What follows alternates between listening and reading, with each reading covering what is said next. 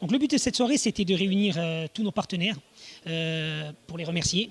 Donc on a des partenaires qui apparaissent sur nos maillots. Donc on va faire une remise de maillots officielle. Donc on va leur donner leur maillot avec leur sponsor devant. Et tous nos autres sponsors qui vont participer un peu à la fête. On va manger, boire un coup tous ensemble. Et c'est important pour nous de remercier nos partenaires parce que si ce début de saison, il est ainsi sur le terrain, c'est aussi grâce à eux parce qu'une saison en division 2 pour une première année avec la poule où on évolue, qui est une poule nord, qui est très compliquée, très loin, très coûteuse. Sans nos partenaires, on ne serait pas là du tout, de toute façon, quoi qu'il en soit. Donc la saison, bon, elle vient de débuter en quelque sorte. On est à la 4e journée, donc on part samedi pour la 5e à Douai. Et c'est un peu au-delà de nos espérances, puisque bon, on est premier ex-aequo avec donc le club phare de la poule, qui est Access, qui a un des plus gros budgets de la D2. Et donc on est ex-aequo avec eux là, et bon, c'est un peu inespéré, mais il y a quand même de la qualité chez ces jeunes, et on est vraiment content du résultat pour le moment. On pense qu'aujourd'hui c'est un challenge pour vous. C'est un très gros challenge pour nous. De toute façon, on ne va pas se fixer d'objectifs autres que le maintien. Donc c'est ça depuis le début de la saison. On va viser que le maintien. Et ça nous permettra de pouvoir travailler plus sereinement d'ici la fin de saison pour préparer la saison prochaine, si évidemment on se maintient. Est-ce que ce sport vraiment encore se prend de l'ampleur ? Je pense que ce sport prend de l'ampleur et va en prendre de plus en plus. Le fait d'avoir créé cette année, nous, au sein du club, cette petite école de futsal, on s'aperçoit, à l'heure actuelle, on est à 45 gamins quand même, tout horizon confondu. Hein. Donc on fait travailler ces gamins qui viennent aussi du foot.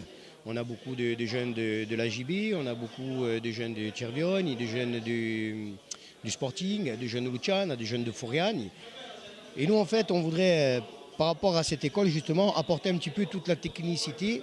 Ils pourront ensuite s'en servir sur le stade, mais sans contrer non plus les entraînements des clubs. Voilà. Et ça, je pense que ça sera bénéfique pour la suite du futsal en Corse, parce que je pense que ça développera. Nos jeunes vont arriver derrière, parce que nous, notre base, c'est de quoi ? De pousser ces jeunes-là à arriver à un moment donné à prendre la suite de ceux qui sont là en D2 cette année. Qu'on ait justement, comme on dit en Corse, un amo sei gioventù, per poi apportare Luigi Furiani et Livio Piolanda. Comment vous êtes arrivé à créer ce club ? Alors nous, on n'est pas arrivé à créer ce club. En fait, c'est cette équipe qui est montée cette année en D2 qui a créé ce club il y a 9 ans de ça. C'est une bande de copains qui ont toujours joué au foot ensemble, qui ont décidé de se lancer un petit peu dans le futsal parce qu'ils avaient vu ça à la télé, ça les intéressait. Et ils ont créé l'USG Furiani par le biais aussi de Mathieu Vicenzi et de Thomas Vecchioli, qui lui est le président de l'USG Furiani. Et là, courant 2017, ils nous ont contactés pour qu'on prenne un petit peu... les mains du club, pour leur donner un coup de main, surtout au niveau sponsor, pour développer le club. Ça fait 3 ans qu'ils se battaient pour monter en D2, 3 ans qu'ils arrivaient aux portes de la D2, mais qui n'arrivaient pas à franchir le pas. Alors je ne sais pas si c'est nous avec Stéphane qui leur avons fait franchir ce pas-là, mais bon, après on a stratégié pour pouvoir boucler le budget et arriver à partir, je vous le dis. Hein. Voilà. Sponsoriser un jeune club comme ça, pourquoi ?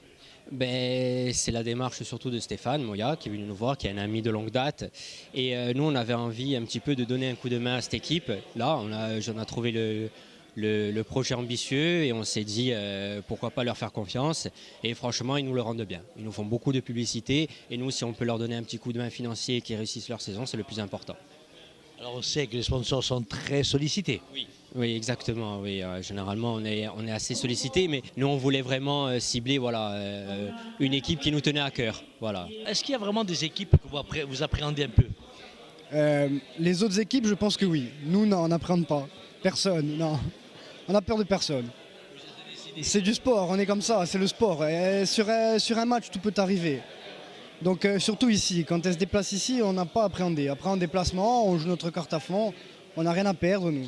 Donc on va, on joue et on voit ce qui se passe. Vous avez été toujours dans le futsal ou vous avez commencé dans le foot tout court ? Non, nous, toute l'équipe, on vient tous du foot à 11 à la base. Après on a créé ce club il y a 6 ou 7 ans, je sais exactement, je ne sais plus.